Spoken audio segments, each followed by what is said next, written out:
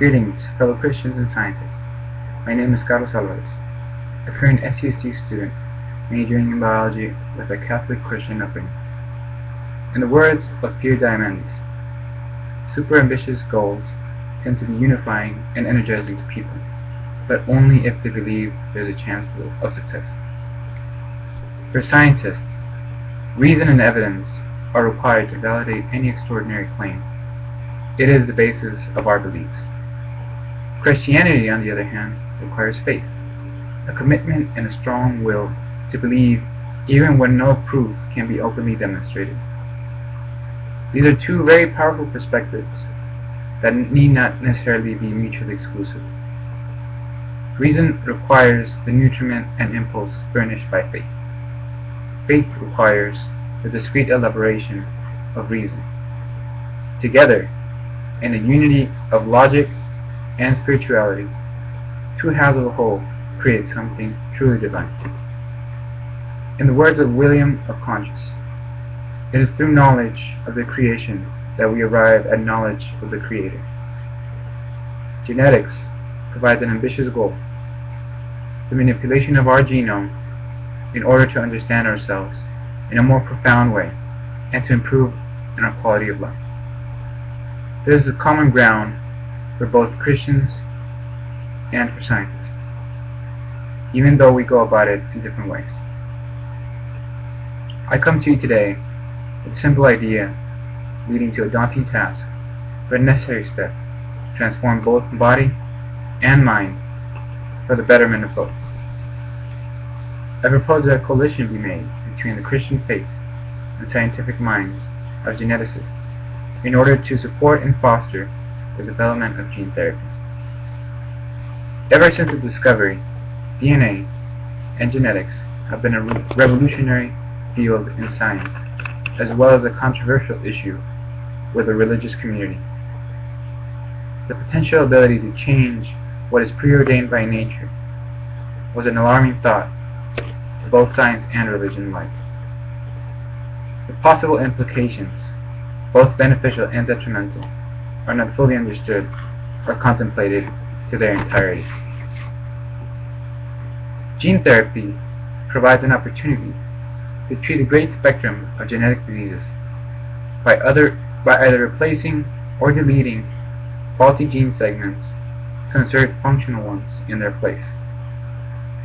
This could potentially eradicate every known genetic disease, improving the quality of life of many, such as children who can potentially carry faulty genes, or to give cancer patients the possibility of a long life without living through the hardships of chemotherapy. As promising as gene therapy sounds, it is not without its disadvantages, many of which are unforeseen. Any modification of the human germline, that is, the genetic material that is inherited through generations, is prohibited by the scientific community. This is because the full effects of manipulating the genome are not fully understood. There is a degree of regulation within science in the hopes of preventing widespread panic over an unpredictable turn of events. This is what religious advocates fear the most, that science, playing God, will lead to our ultimate destruction. This skepticism and mistrust is not unfounded. Through the years, science has made many mistakes, some greater than others with varying impacts.